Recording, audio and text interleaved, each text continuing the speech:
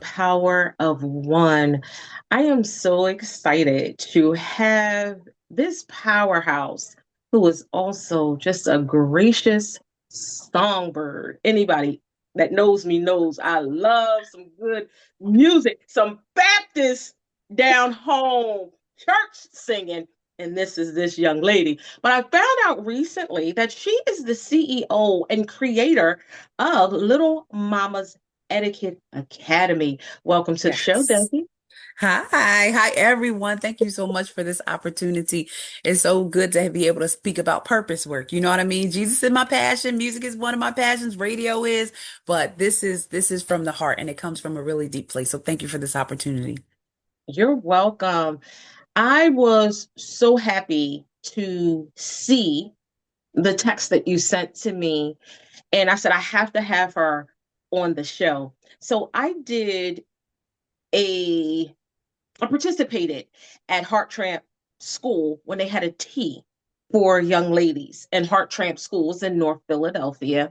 My dad, when he was a pastor of Ebenezer Baptist Church, actually adopted Heart Tramp School. So they asked me Right. to come and they asked me to speak. And when I get up and speak, it's just a passion that comes out. And I was like, "Your princesses, your queens. Don't let nobody say this to you or say this to you." And Yeah. the word that kind of gets under my skin now, we're going to talk about your program, but the word that gets under my skin now is bro. Hmm. And even when I'm serving victims, these females, they'll say, "Yo, bro, listen, let me tell you what happened." Yeah. And I cringe because I'm not a bro. Yeah. I just think that's so disrespectful. So let's talk about that first. And right after that, I want you to go into the Etiquette Academy, why you created it, what was your passion, and what happened. So, in speaking about bro, I think bro is one of those, unfortunately, is one of those social norms and colloquialisms that we just, not we, some folks have chosen to adopt just to assimilate to normalize relationship, right? And so there are some things that are assimilated to normalize relationship that never should have been. We've heard stuff like this before. NIGGA instead of ER, right? And BITCIH, that's my BITCH versus, you understand? So there are things that have been adopted historically that we have said, right? That are normalized for communication and community that have never, they're only meant to tear us down. And if we search back to the origin, it probably wasn't even us who started it. That's the sad part about it, right? It probably didn't even start from us. But it's unfortunately, again, bro is one of those things that has been, it was heard, it was repeated, and it was adopted and received, just like this new 6-7, which is completely demonic, and all the children are saying it. It's just something that happens. People pick up on it and it just becomes a social norm. And so, in answering your question and going right into Lil Mama's Etiquette Academy, Little Mama's Etiquette Academy is an academy that works on young ladies, first of all, from 7 to 17, minority young women, specializing in confidence, couth, and code switching. Now, I want everybody to be clear when you hear Little Mama's Etiquette Academy, this is not a finishing school, right?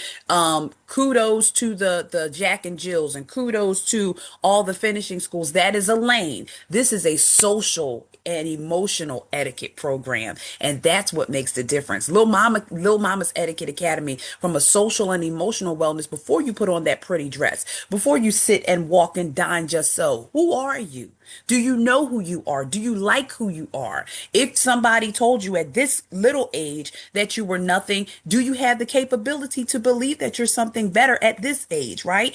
And so not only just the girls, but we have mommy and me opportunities where mommy and me days happen, where there's sometimes where somebody saying to me, nobody taught me this. And I've been winging it for years with my daughter and I didn't even know. And so Little Mamas was crafted because I had a little mama who was rough around the edges. My second child was and is at times still rough. But I know for a fact that all of the opportunities that I were given, it was because I presented appropriately. I knew how to speak. I had good manners. I loved myself. And on my bad days, when I didn't love myself, you didn't know it because I was working from that stuff that I had built upon, that love that I was given. And so I pour into these girls, these young ladies, because I know that the crux of building yourself and getting opportunities is indeed confidence, couth, and code switching. Now, break down for the viewers Hmm. what is couth and what is code switching. Love that. So I can't forget confidence. So y'all know what confidence is: believing Wait, in I know, yourself, yeah, yeah. loving Mhm. yourselves, right? So, because some people, we can't assume that they don't know. You are But right. then You are that so right. couth, yup, that couth is it's all encompassed in manners, knowing how to carry yourself, knowing that it's inappropriate to say bro outside of your friend circle if that is your choice. So couth is just knowing how to behave, also encompassing dining etiquette, right? Social etiquette from speaking, introducing yourself. But then that code switching, there are moments where our sister girl just can't be. You got to be able to go to the hood to get your chicken wings and then to the boardroom. There's a difference, right? And there's a way. So there's that middle ground where there's just that basic conversational speech, which is fine. But then there's that opportunity where you may get the opportunity to elevator pitch, to do what I'm doing right now, to tell about something that you're doing. You can't get up there and be like, yeah, I mean, my name is so and so, and this is what I do. Bah, bah, bah, bah. You got to save that for the streets. But I also make sure that I don't completely demean those moments Mm, because I mm. still got my day ones where I'll be like, girl, guess what? You know what I mean? There's a place for girl, guess what? And if I came to them and I said, girlfriends, you are not going to believe this. They'd be like, girl, if you don't shut up. So there's a way, right? There's a time Right, and a place. right. But if you don't teach our girls that, nobody knows. And then this is very important. They need to know, especially our minority young women need to know that when you speak proper, that's not speaking white. There is no speaking white. There is speaking proper English, and there is, you kind of laying it down a little bit. But I, That's I right. have to clear it up for my babies because they have to know that you can't just go everywhere with a get. You gotta Right, get that thing right. So those are the right. components. And I'm so glad you cleared that up. I Yes. often use my husband as an example, which he probably Mhm. does not like, but this will be another one of those does not like moments. But he'll Yeah. say to me, and like when we have that conversation where it's just us, he's Yeah. like, "Oh, you sound so white when you're speaking at the press conferences or whatever." I said, "What does that mean? Are you saying I'm not educated? What I don't understand what that means. You and we interact different, but I don't interact with you like I do when I'm working.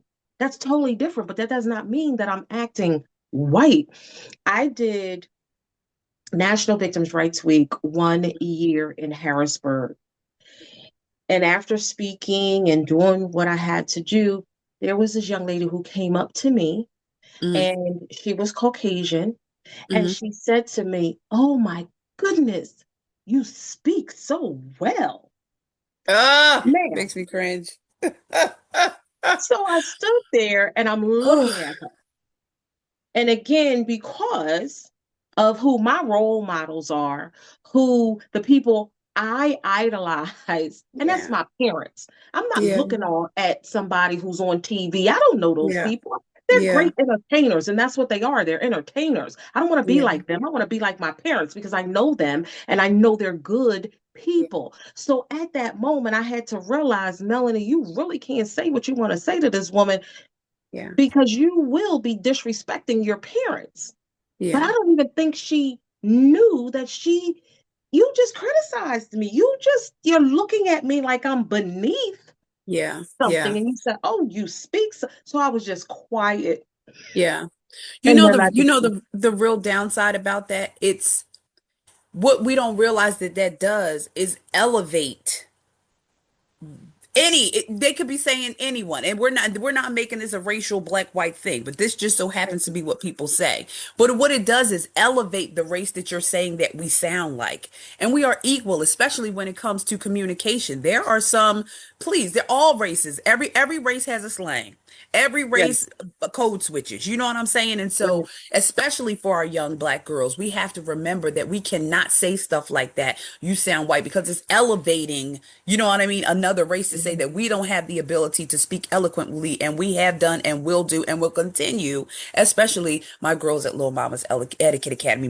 I have some girls who won't even speak when they come because their confidence is so low. Their parents confuse me for like a nanny McPhee and a like a helping school. Like I'm trying to like fix your kid. It's not fix your Mhm. kid. But there's Right. some babies that I get there, they're so depressed and their confidence is so low that they've refrained from speaking. If I can get them to talk, you have no Mhm. idea. You have no idea how that makes me feel. So, yeah. That's a good thing. Now, how can people sign up for the academy? Is there a cost? And if there is a cost, is there financial assistance available? Most definitely. So let me shout out to the dreamers. So shout out to people who start something and you have a blueprint and a curriculum for something and you think you know how it's always going to go. And then God, in his infinite wisdom, gets in there, is like, I have another plan for you. That's what happened with Lil Mama's Etiquette Academy. So originally, it was an 8-week program that I was just going to continue to do cycles every year, like 3 or 4 times a year.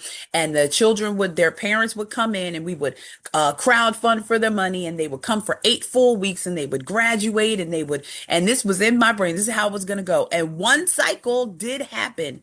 And what I learned from that one cycle was there were so many other girls that needed this information. Every time I would do one class, there would be people who would say, "Can you bring this class to my church? Can you bring this class to my school? Can you bring this class to my so and so?" And so it operationally, like still being working full time and doing what I do, I couldn't manage all that. And so then I restructured and I started making sure that I could offer workshop style. So now Lil Mama's Etiquette Academy is workshop style. What happens is I'm able to reach so many more girls. Where I had 8 girls in academy for the first cycle, now I'm able to reach 100, 200, 300 girls a Mm, year, because I'm able to take components of the curriculum that I've created and then go to places like I've done the Deltas, I've done the South Philly High School, I've done like 4 to 5 churches. I've done 3 charter schools. You see what I'm saying? So now mhm, I'm able to take it workshop style. Now, how does it cost? What happens is the schools, the associations, they will pay us a very minimal fee, very minimal. It's to cover lunch and to cover the activity costs. They pay that fee and the kids get everything they need. And I'm talking about, I do not slack on these babies. I am serious about these girls. I have an Amazon problem because every time I see something that may be amazing for my girls, I get it. But then the workshop stuff, that I offer, I never go to the full community. So like there are some things that I will promote to the world on social media. I never go above $20. That's inclusive of them taking things home, them going to have a full lunch, dessert and snacks to take home. And what usually happens, Lil Mama's Etiquette Academy, people really, and I'm like 2 seconds from tears. When I tell you people believe in the work that we are doing, most of the time the girls don't even have to pay because people will come and they will donate. Whatever I get donated, I don't keep that a secret. If somebody donated 5 slots, $100, 5 girls, first 5 girls to sign up come for free. And I'm keeping track of that. And boom, 5 girls are free. Every time somebody donates that money, I put it right to the workshop. And then everything is just, I mean, it's been flowing. I have to tell you some of the workshops that we've done. So okay, Daddy and Me on Father's Day was absolutely amazing. Teaching these mhm, fathers, how to come in like a lamb and less of a lion, that you still can be the protector of your child but not making it like scary to interact with dad, right? Her, you being her first love, and then also helping the girls understand the difference between protector versus predator, good touch, bad touch, teaching dads how to bathe their daughters, signs to look for, telling them about, you know what I mean, the private parts of a girl. They don't know. These dads Right, don't know. So that's right, always a hit. Mommy and Me is a hit because it's a bonding opportunity, teaching the girls that some moms, because of our society, are finding a balance between really living softer. And so they may come off a little harder and a little harsher with all the directives and the things that they're telling them to do, but finding that intentional bonding time that life just may not allow. In addition to those teaching moments about our private areas. Forbidden fruit is what it's called, is the curriculum that I do. And I teach the girls on a half a grapefruit. Go figure. You got to see it to believe it. I show them the anatomy. I teach them how to bathe. We talk about products that may or may not hurt. We talk about pH. Lynette Medley has also been really cool. Period hub spot. She comes in, she gives stuff. But then the other fave for me is 1, 2, 3 vulnerability. What's that thing? What's that thing that you don't like about yourself? If you think that there's somebody in this world that has something, that everything they love about themselves, you are absolutely wrong. Whoever you think you idolize, Beyonce, Rihanna, they wake up, they look at themselves in the mirror and they're like, I cannot mhm, stand my dot, dot, dot, right? So mhm, 1, 2, 3 vulnerability really normalizes the room for the girls. It says, if you don't like your nose, oh my God, that's awesome. I hate my lips. Oh my God. Oh, that's awesome. I can't stand my fat rolls, right? And so we kind of normalize and complete it with a compliment circle. And the very thing that some of the girls hate, one of the girls, she had a gap. I can't stand my gap. And all the girls were like, you look cute with your gap. You know what I mean? So it's just that reinforcing and just loving. And it's really, I'm telling you, if I could do it every single day for life, I would do it every that's single day for life. awesome. But so far, not yet. Okay, but that is awesome. And I think it's so important again for for another sister to say you're beautiful the way Yes. you are. And like you said, these Yes. roles, look, I got Yep. these roles. I earned these roles. So at night when I'm Hello. laying down watching TV, I'm like, you know what? Pass me a chip, pass me a cookie. And we do have to do stuff to take care of ourselves. Yeah. But I don't want it to get to the point, and I think you're doing this in the right way, that we look on TV and we Yeah. see the way these girls are looking. Yeah. That's TV. It's entertainment. That's They're it. airbrushed and they Yep. have surgery. So Yep. we should not have to have surgery to look good or feel good. This is me. And this Yep. is me aging, and I Yep. should be able to age with a confidence. Okay, I still look good. Do I look like I did when I was 20? No, but I Right. look Right. like Right. I Right. look now as Right. I'm 54. But Right. we have to learn how to accept that. And we You have to do. learn how to encourage each other to say, listen, Queen, you look good. You look good. Might as well, Queen, you look good. Let me tell you, do you know how many 50, 40 plus women do not take a picture without a filter? Do you know how sad that makes Really? my heart?